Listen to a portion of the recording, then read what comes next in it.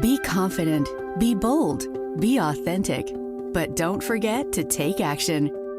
This is Ordinary to Badass, where our stories empower women to step into the spotlight of their own lives and pursue what they're truly passionate about. It's time to step into the arena and become more than just extraordinary.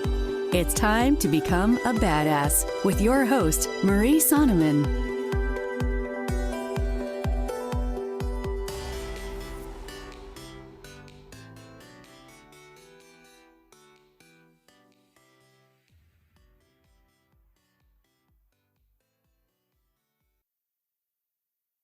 Welcome to Ordinary to Badass, episode number 163. In this episode, you're going to hear from Megan Norris. Megan is a mom mindset coach. She's a stress expert and helps you feel better and pursue your goals with ease. She's a homeschool mom and former attorney, total badass. You're not going to want to miss this episode. Megan has so many great nuggets and takeaways, so make sure that you stay tuned. I can't wait to hear what you think of this episode. But before we get there, yeah, you know what's this week? Thanksgiving, Black Friday. I can't wait. I know it's going to be an epic week. And I want to get in on the fun and share some stuff with you guys. So I will definitely throw some links in the show notes here, and then on Thursday, when you hear why Megan Norris is so badass, I'll throw the link in the show notes. If you want anything, I'll tell you. Brand new is I Am a Badass anti-blue light glasses with reading glasses incorporated. So if you need reading glasses, then these are absolutely for you because they're both anti-blue light and reading glasses, which is not a common thing. It's not that easy to find. So this is super cool, and I know that you're going to enjoy it, or enjoy them. But then, of course, I'm not going to leave it at just that. You'll get an Unstoppable Badass ebook, along with a mini training series, or mini course. So cool, all about feeling badass and tapping into your inner badassery, especially when throwing on the glasses. So if you want to get in on the deal and get to it early, then the link will be here, because just for my podcast listeners, I want to make sure that you have the sneak peek of these brand new glasses and their different colors, styles. So I'm super excited. I just know that you're going to love them.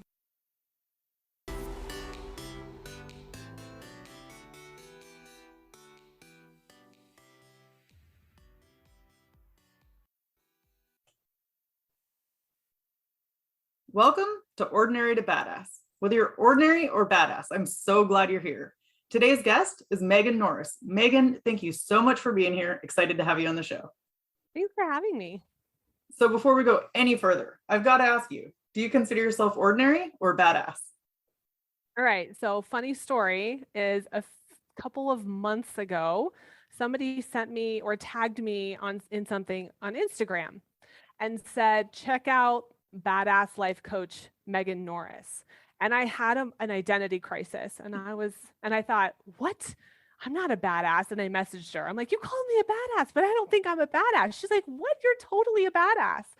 And since that moment, I have on purpose decided to think of myself through that lens, and it's so fun. So I am a badass. I love that. And like, that's such a good story, because it reminds me like how much we can speak into other people, like even just like our friends and the people around us. Sometimes it takes it hearing from somebody else for us to believe it. Yes. And such a good reminder to be generous with our words and our compliments to others without prompting. Like if you feel inspired to say something to somebody, do it, because you just never know how it's going to land for them or how much they need to hear it. Yes, so true. So good. I can't wait to continue this conversation and find out some more. But first, will you share a little bit about yourself? Sure. I am 42 years old. I'm a mom of 3, an ex-attorney, and a certified life coach. I work with moms on their mindset and their stress management so that they can pursue the goals that are just for them with ease. So how did this all come about for you? Like, how did you start getting into life coaching? What kind of led you down that path? Sure. I remember the moment I was standing in my kitchen, probably 2017, and I had my third baby in 2014 and had been a stay-at-home mom for some time. But after that third child, I really started struggling with anxiety, overwhelm, and stress. And I just couldn't figure it out.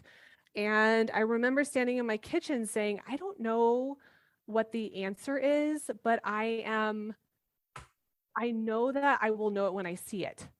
And it was like this moment of speaking to the universe or to God and saying, I'm available for this. And shortly thereafter, I stumbled on the Life Coach Schools podcast. And I started at episode 1. And the first episode blew my mind. It was all about why we aren't taking action. And I had been beating myself up for being undisciplined or weak or lazy. And she explained it to me so beautifully. And it wasn't my fault. It was just like the way my brain was working. I hired a life coach and joined a certification program, I think within 6 months. I was like, this is exactly what I am meant to do. And getting coached transformed my life, and I couldn't wait to pay that forward. So that's how I ended up in life coaching. And that has taken many twists and turns since then, but that was in 2018, and I've been doing it ever since. So you're no longer an attorney, correct? I don't practice law anymore. I could, but I don't want to. So What was that like? I could imagine that it would be terrifying leaving your like corporate job and going out on your own. Can you talk about that? sure. You know what? I didn't have any of these tools that I now teach when I was practicing law. And so I was so eaten alive by anxiety, overworking, burnout, and stress, and constantly trying to live up to other people's expectations and trying to be perfect that I couldn't wait to leave because I didn't know how to manage it. And I could tell that it was going to start affecting my health. And for sure, my husband had a very demanding job at the time also. And I just thought, who is going to raise these kids? And I couldn't wait to get out of there. So it was escaping the fear and the anxiety at the time was the basis for my decision. And I wanted to be with my kids and be a mom for a while too. So it kind of balanced each other out, but I have never regretted that decision or second guessed it. So I can relate to a lot of that. So I work in law enforcement, so I can definitely relate to like just the culture of kind of like overworking and stress and, you know, dealing with that all the time. And that's more of the norm. And a lot of people aren't addressing it and dealing with it. But again, it's not something that's talked about in those specific scenarios or jobs. And I can't generalize for all jobs. I'm just saying, like in my situation, and it sounds like yours. But what is something that you've learned since then that you wish you knew, like about anxiety? Sure. I have learned how to process anxiety. I have learned to understand, I've come to understand that anxiety doesn't necessarily mean anything's going wrong.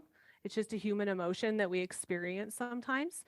And those are probably the two most life-changing things, learning how to process it and be with it instead of trying to fix it. And then understanding that my thoughts and my fears are creating the anxiety. It's not the circumstance outside of me. It is how my brain is working and wired to interpret that. And that is creating my anxiety. And that just helps make it seem less scary. Okay, brain, the threat isn't real, right? There's not actually a lion chasing me right now. It's just how my brain is viewing it. And that's okay. So is there some sort of practice or what do you do? Do you just like sit with yourself and kind of go through those thoughts, or what do you do in the moment when you're feeling anxiety? I just sit with it. Like the scariest thing for me to do was to put my phone down and sit in a chair and do nothing but sit and be with myself for 5 minutes. And so I recommend, like when I'm working with a client, I say set a timer for 2 minutes, start at 2 minutes, and just sit and be with yourself in silence for a moment. And it's really scary at first to do that. And things will come up that you've been avoiding and you didn't even know it, but it gets easier as you go. And it really is such a useful way that's easy to just look, sit and do nothing. And trust me, your body and your brain will take care of it and it will start to process through you and you won't be carrying it around so much. Yeah, because I mean, I think it's kind of common. I know for me, my resource has been like eating. Like if I need to solve the world's problems or I'm feeling stress and anxiety, then I'll go to food. And it's only been in the last couple of years, just learning to just sit with it and feel the emotions, as opposed to looking for something outside it to control it. Right. And that's what we do. I think that's the other piece of this that's really helpful. I teach that stress is the response we have to an emotion. It's not the feeling itself. And the type of stress response you have is going to tell your body if you're in fight, flight, freeze, or fawn. So when you're feeling anxious, that is a flight stress response. Your brain and body are saying, run away, get away. And so a lot of us run into the pantry. Like, I'm going to go escape this feeling with food. And it does work, it numbs the emotion. And instead of being judgmental of it and beating yourself up for doing that, you can have some compassion and say, oh, it makes sense. I'm eating Oreos right now because my brain thinks it's the solution to this threat. And that's the first. So understanding that the stress response is separate from the emotion. There's lots of emotions that create stress: overwhelm, anxiety, anger, frustration, irritation, doubt, the feeling of being obligated to somebody and people pleasing. Those are all going to create a stress response. And if you're not managing it, the default response is just your survival brain. And it's not a character flaw. And I think that just knowing that for women is such a relief. Oh, I'm not screwed up. I'm not messing this up. It's actually happening right exactly as it should. Yes. And I love that you're talking about this. So interesting because I feel like it's not talked about enough, like on the weight side of things. And I know there's a bunch of other things that it could be, or that you can use to control your emotions, whether it's alcohol, food. There's a bunch of different things, but I feel like on like the weight loss side of things, it's never addressed about actually, hey, it might not just be the food you're eating, but it's also, what's causing it in the first place. Exactly. And most of us are walking around in a chronic state of stress, and that slows our digestion, slows our metabolism, affects our sleep, completely prevents us from looking at long-term goals because we're so focused in like getting away from the threat in the present moment. And the cocktail of hormones you have swirling around your body when you're stressed is not conducive to weight loss or well-being or sleep or water intake or any of it. And so, yes, I agree. It's a huge gap in understanding and education on the weight loss side, and also just wellness in general. I think people want to skip to the goal slaying part, the part where you're getting the result that you want, but it's kind of like asking Google Maps to get you to a destination without putting in a starting location. Like, you have to know where you're starting from to get to your destination. And most of us are just wandering around the map with no clear path because we don't understand where we're starting. Yes, so good. That maybe, what is it that you do do you have any practices like on a daily basis that you do to reduce your stress? Yeah, so a couple of things. The first thing is that I do a thought download. So I teach this to my clients where we make a laundry list of everything swirling around our brain. Instead of journaling it in paragraph style, I like the list because it's going to help your brain see it objectively. Each sentence is its own separate entry. And it can be anything that you're thinking about, right? Like, I'm so overwhelmed. I have so much to do. I'm not going to get it all done. I don't know where to start. And when you list things out, you can look at it objectively and say, oh, well, this is what my brain is thinking right now. Of course, I feel overwhelmed, right? And it just helps us observe our brain without being in the story. And just that awareness will help lower your stress level. And then another thing that you can do is learn how to make strong decisions. Women love to wander around in indecision, and then we say we have decision fatigue, but I think we have indecision fatigue. It's like we're tired because of all these decisions that we haven't made. And it can be something as simple as like, I don't know what to make for dinner. And we think there's a right answer. We think that we're going to mess it up if we make the wrong choice. And pretty much across the board, you just need to decide, right? And just stop thinking about it. And so learning how to make strong decisions so that we're constantly moving forward and not stuck in the same patterns of stress. We're always going to have stress. That's part of being a human. But I don't want you to wake up every day like Groundhog Day and be stressed about the same things. I want you to grow through your patterns and find new ones, right? And reach new blocks and new ceilings and break through those. And then that's how you kind of get this clue that you're growing and you're on the right track. Yeah, and I heard some stat somewhere, and I can't remember. I know Joe Dispenza talks about this type of thing, but like how like 90% of your thoughts are the same today as they were yesterday. And it's like, that's insane. Yes, and by the time, I think he says, like, by the time you're 35, almost all of it is adopted from somebody else, and we're just repeating it, and we don't even realize it. We think when I think I have a million things to do, I just think that's a fact. But that's not actually true, right? That's something we adopted from somewhere, and it's this overwhelming thought. Well, that's not true. I have 6 things to do today, right? And so, really getting into the nitty gritty of the words in your head and picking them apart and saying, wait, that's not true. I don't have to do everything. I'm not responsible for the whole world. How can I break this down so I feel less overwhelmed is so helpful. So the thought download and then making decisions really impactful in terms of our stress. So earlier you mentioned observing your brain without being in the story. Can you unpack that a little bit? Yes. So we have, for simplicity's sake, 2 brains. We have our survival brain, which is creating the stress response and is our unconscious habits. And then our higher thinking brain, which is our prefrontal cortex that allows us to think about what we think about.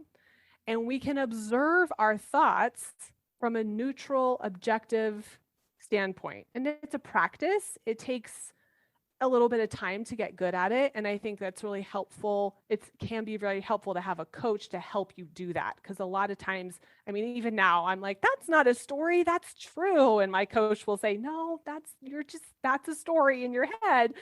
So just practicing being aware of the thoughts in your head. There's no magic to it. It's just a practice. And it's really the most important, number one, when you're noticing that you feel terrible. That would be a good time to pay attention to it. And then also, if you want to set a goal that is out of your comfort zone and create a result you've never created, you're going to need new thoughts. Because if you already believed it was possible, you would have already done it. So some part of you doesn't believe it's possible yet. So that's the other time when you really want to pay attention to what's going on in your head.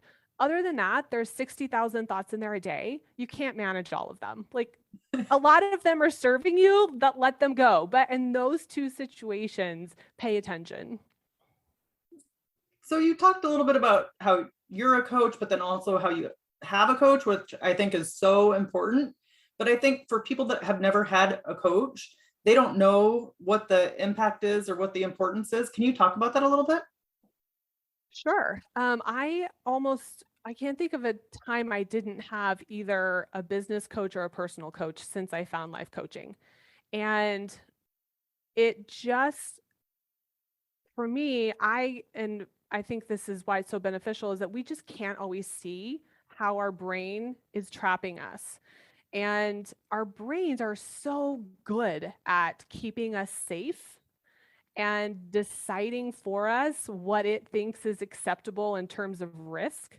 And we just are not always able to see that. So it can help you just feel better. And that is such a worthy result to create, right? I love my life, but I'm not enjoying it. I don't feel good in it. Help me. But also, I wanted to create this new result. How do I do that? Can you help me unpack my conditioning, some of my trauma, and my current thoughts that are keeping me from creating this? And so it's just comforting for me, especially as a mom, to know I have some place to go every week where I just get to talk about me. I don't have to have a conversation with anybody. I don't have to ask her how she's doing. And she shows up with love and holds the space for me and shows me my mind. And it's just invaluable. That would be like one of the last things to go if I lost everything. Like, I will find a way to pay for this. So I have really come to value my time as a client. Yes, yes. It's like we have to be able to get out of our own way. And a lot of times we can't do that without the help of like somebody that's an objective third party. Yeah, definitely. So when you said, like, I love my life, but I'm not enjoying it, part of that hit home for me. I know that I have definitely been there in the past, and it can be hard to maybe find joy, but what have you done, or what do you tell your clients about what they can do to start enjoying life again?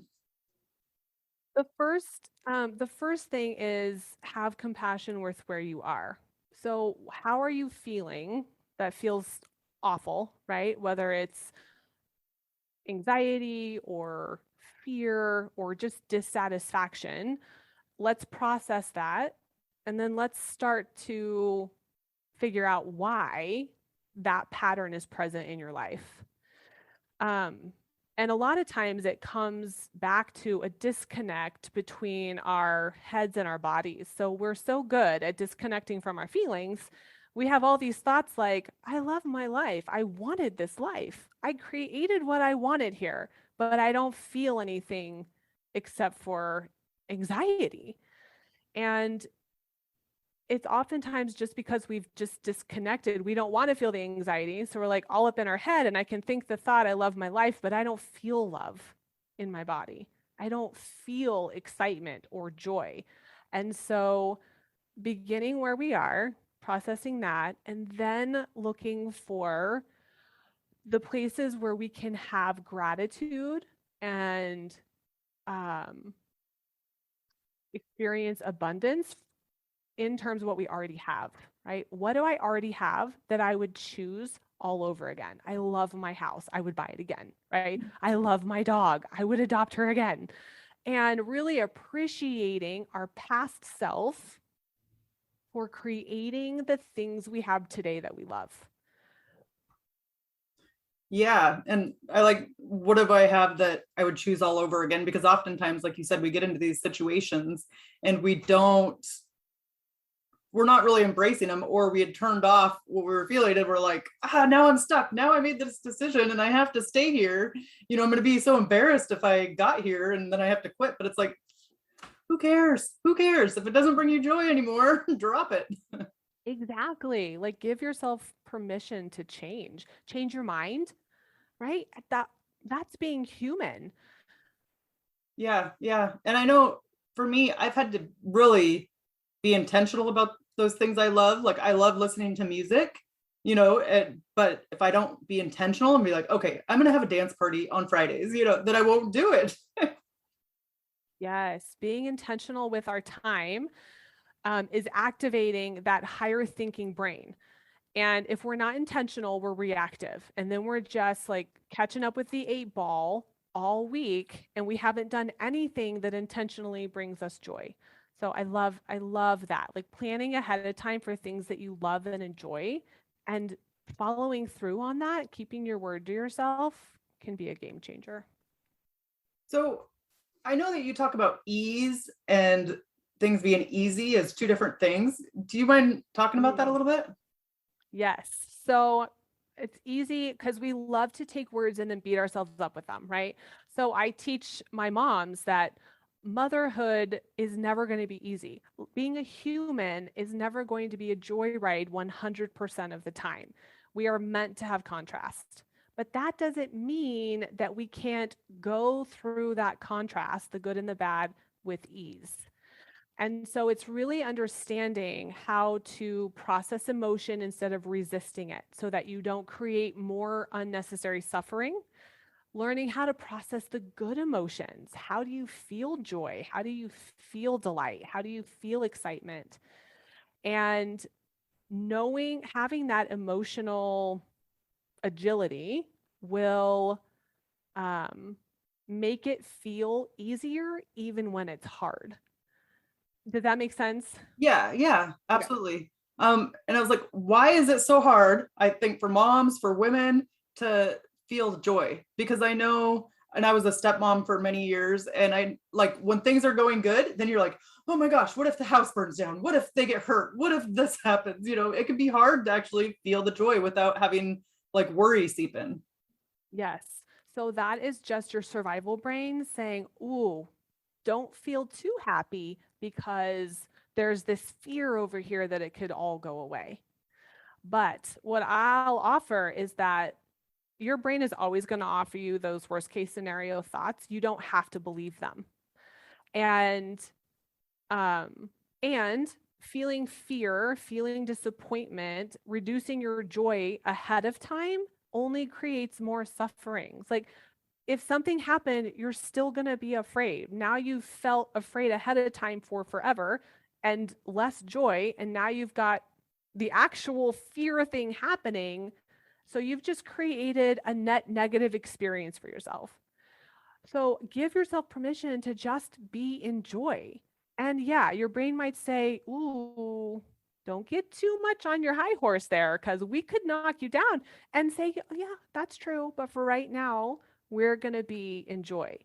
I think people really underestimate because we're not taught how to do it, but they underestimate the power they have to focus their mind on what they want to focus on instead of what it wants to focus on.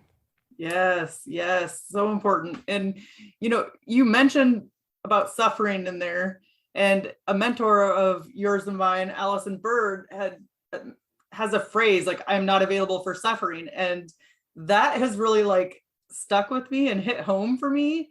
And then, ironically enough, like I found my voice a bit more because I'm like, okay, if I'm going to start going down this path of suffering, I'm either one going to say, okay, I'm not available for it and be done, you know, or I'm going to speak my mind. So it's forced me to speak up more and speak my mind to just get it off my chest and then I'll be over it. But I find it Yes, so interesting how we get sucked into suffering. I love that phrase. I have used it a lot also. I'm not available for my own suffering. And whenever I notice that my brain is really committed to a story, right? It really wants to tell the story that makes me feel terrible over and over and over again. And our brain doesn't know the difference between real and imagined, right? So every time I retell that story, it's like my body is reliving it. And I use that phrase in those moments to say, I am not available for my own suffering about this anymore. And that helps me remember to refocus where I want my energy to go instead of one where I don't. And listen, giving up that story and your commitment to that story can be one of the hardest things. It is challenging because we like, some part of us loves the drama, right? And the struggle and the justifiable reason to be in a suffering place. And just because it's a good reason doesn't mean you need to use it, right? It may not serve you. So there's a time and a place to process the negative emotion, but let's not stay there longer than necessary. Yeah, such a good point. Um, what is something that your clients struggle with most? Well, you mentioned mom guilt when we were chatting before, and I think that um, that's a big one. Um, And even for your listeners that aren't moms, the guilt of not being perfect or disappointing someone or not living up to others' expectations um, is huge, I think, in general. And what I teach is that their guilt is always going to be offered on the buffet of things that your brain is going to cook up, right? It's always going to be there. And it's not a problem, right? My clients love to make it this issue, this problem. Like I have this mom guilt and I need to fix it. And it's because they believe the story their brain's telling them that I should have done it different. I should have done it differently or better. Um, and I'll just offer, look, that story is a lie. It's not true. And even if it is, does it serve you to stay in guilt about it? And so I don't ever want to pretend that we are able to erase emotions from our emotional vocabulary because I don't think that serves us. And then we have shame for feeling them. And so, yeah, you may feel guilty sometimes. You may feel like you let someone down or you didn't do it the best that you could do. And so what? Like, yeah, that's being a human and it's okay. It doesn't mean anything. So don't swim in it. Don't get stuck in it and suffer over it unnecessarily. Yeah, yeah. And I mean, I can speak to that a little bit, like the eliminating emotions or trying to erase emotions. I guess that's probably like the typical like police officer thing to do, like don't feel your emotions. But it's like it's good until it no longer serves you, or you think it's good until it like you can't handle it anymore. You can't live that way of life anymore. I think it all catches up to you at some point if you're not dealing with your emotions. Yes. And moms do the same thing. They're like, oh, I don't have time to have my own feelings. I don't have the energy to have my own feelings. And so if I pretend they're not there, maybe they just won't be there. And nope. they're there and they're waiting for you. And they will be available whenever you sit down in a chair by yourself. So they don't just go away. So what have you done to combat the mom guilt? Because whether you're an attorney or as a life coach, you got a lot going on. You're good. Yeah. Can you hear the dog? A little bit. Yeah, it's fine. Sorry. Sadie. I spend almost zero time working to combat mom guilt. And I would offer your listeners, like, don't waste your time trying to plan to avoid a negative emotion. Like I would much rather spend time thinking about what I want and what I desire and what I want to create and dropping myself into the emotions I need to fuel that. So I don't know that I do anything specific other than when I do feel the guilt come, I am with it. I'm 100% there. I'm like, okay, I feel guilty right now and it's not a problem. And I'm just going to wait. It will pass. And it probably won't need any more of my attention. So like accept it instead of trying to combat it or fight against it. Is that right? Yes. Don't try to fix it. Because then look, here's what we do. I serve my kid pizzas for dinner and I'm like, oh no, I fed them pizza again. I'm a terrible mom. Let me try to micromanage every meal after this so that they eat healthy and I can feel like a better mom. Well, what do kids do when you try to control them and what they eat? They just freak out more, right? It becomes more of a disaster. And so our efforts to try to correct for a negative emotion almost always just create more of that negative emotion.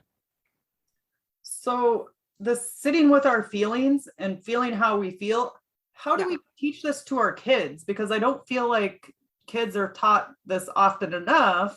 And so we all grew up probably not knowing how to deal with our emotions. And I think it's an important skill to have. So how do we teach that to our kids?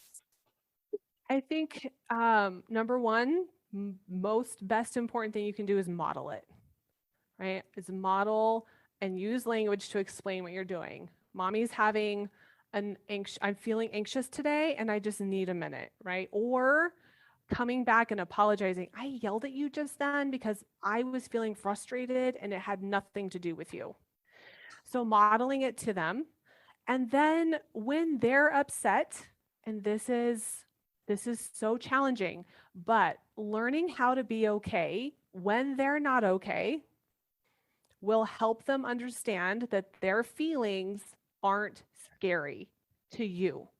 And when you can hold space for their emotions, when they're sad, when they're anxious, when they are in shame, and you can say, it's okay, or when they're angry and yelling at you, right? It's so hard. My 7-year-old's like screaming at me, right?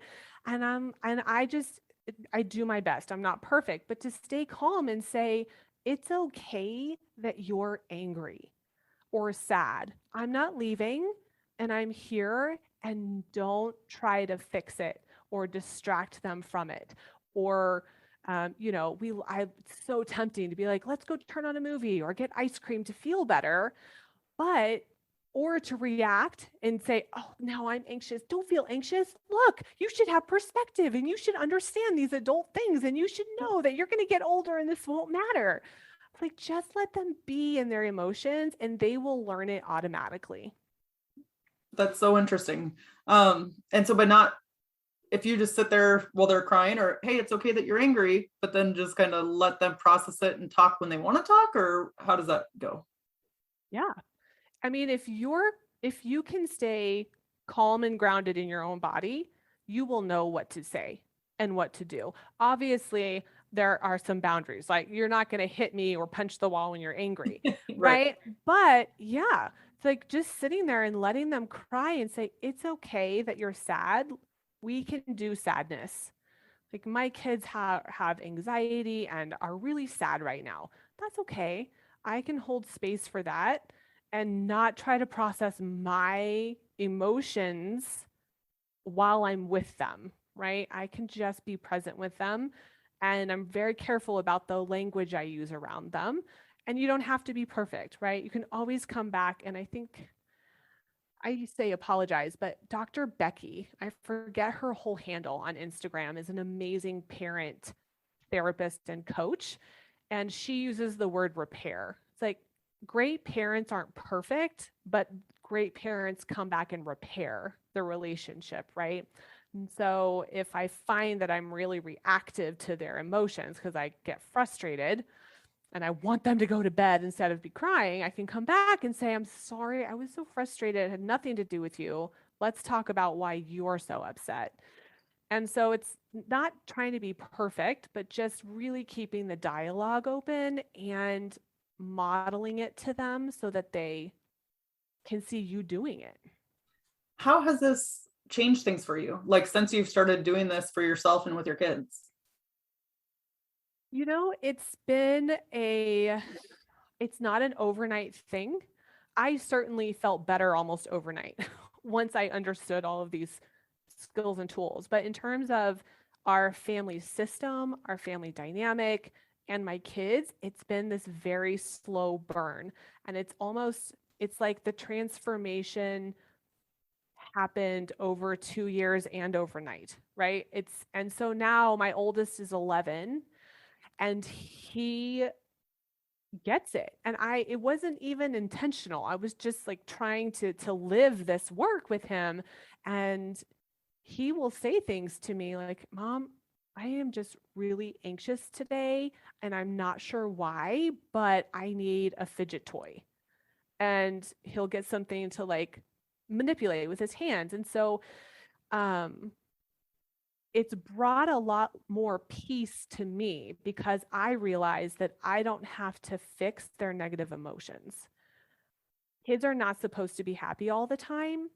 And I think we want them to be so that we can feel okay. But when you recognize that you're in charge of your feelings, they get to have theirs. And I want my kids to have all the challenges while they're with me, because I want to guide them and support them and help them. And so when they go out into the world, disappointment's not new, right? They're like, oh, I did this once before, and now I can do it again. And the stakes get bigger and the scale becomes more important. But so that was like a long-winded answer to your question. But the family dynamic has changed. My kids are showing evidence that they are learning this stuff, and I feel so much more inner peace. Yeah, and it's like so like mind blowing how you're like, I want my kids to feel disappointment with me. But I mean, it absolutely makes sense, but that's opposite of what I hear out like just in the everyday world. So I think that that's really powerful, because it takes some of the pressure off you too. Like we're all, a lot of us, not all, but are like people pleasers or fixers, or we want everybody to be happy and everybody to be taken care of. But to realize that, having them have some disappointment is actually doing them a favor, and not hurting them. Yes, absolutely. And look, we didn't know, right? We didn't know better. That's what we were taught. And so no shame in your game, right? But as we grow up or we become more emotionally educated, I think that we start to realize that it's super important that kids have these emotional experiences. I feel especially for boys because there's so much conditioning around being a man and being strong and not having emotions that leads to later dysfunction in life. That I'm pretty dedicated to that with them. And also, when I'm triggered by their feelings, it is a big magnifying mirror glass in my face that says, you have work to do here. Otherwise, this wouldn't be triggering. So they're great teachers too. Yes, that's so true. And I've been realizing that or focusing on that for myself too. Anytime in any situation that I get like extremely triggered or like something just like pisses me off, it's like, okay, what that's about me. It's not about them. Yes. In fact, I think Allison coached me on that in one of our sessions. I was like, I was feeling really triggered in this conversation. And she's like, yeah, you have work to do there. Yeah, and it's like, we all have work to do. It's a lifelong Yes. process. Yes, absolutely. So I know that we're winding down here, but I wanted to ask you, how, I know you talk about pursuing your goals with ease. How can we do that? Yes. So we need to focus on three main buckets. Number one is our desire and what we want. Let's be clear about what it is we want and why we want it. Do I want it because someone else told me I should? Or is it really my truth that I want this thing or to create or to accomplish this goal? So, desire, and then our energy. Do I have the energy to make this happen within the time frame I've given myself? Where is there an adjustment needed? Because it's a limited resource, and women like to think it's not, and we like to pretend that it's not, and then we wonder why we're sick and exhausted and overwhelmed all the time. So protective of your energy with love and kindness, right? And then the third bucket is time. How am I going to manage my time so that I feel like I have luxurious amounts of time to do this thing? There's no pressure. I'm not in a hurry. I recognize that, X number of steps are going to happen before this, and getting really clear on the time management piece, because we just like to keep piling things on without taking anything off. And time is also a limited resource. So it's precious. We don't get it back. It's just going all the time and ticking. So we want to be really mindful of that. So I would focus your listeners on those three things and get really clear on all of them. Yes. And, I almost didn't ask that question because I want to be respectful of your time, but I really appreciate that. Just because that hits home for me. There's been a lot going on where I want to do all the things. And, if I'm looking at my desire, looking at my energy, and looking at my time, I think that kind of narrows it down or puts in perspective what I really should do first. Yes. So if you can't answer yes to, do I have time? Do I have the energy? Do I really want it? All three questions have to be a yes. And then it will be easy. You will feel calm and it will be fun. And when those get out of balance and out of whack, that's when you enter overwhelm and depletion and people pleasing, and it gets harder. So good. Thank you so much. Yeah. You're welcome. Let's end with a tip to encourage women who are in the arena fighting for the life that they want. Ask for help. Ask for help. It's going to feel vulnerable, especially if you've never done it, but be willing to ask for support and help in the areas that you need it, because we are a tribal species. We are meant to co-create together, and there's no upside to being an island. So ask for help. Women out there, you heard from Megan. Make sure that you ask for help. It can be a game changer. So thank you actually, how can we connect with you? Oh, you can connect with me on Instagram is probably the best place. My handle is Megan, MEAGAN Norris Coaching. So Megan, you've been a total badass. Thank you so much for coming on the show. I've enjoyed hearing your story. Thanks for having me. This was really fun. And with that, we'll end our show. To all the badass women out there staying in the arena, wherever you are, whatever you're doing, own it and get after it.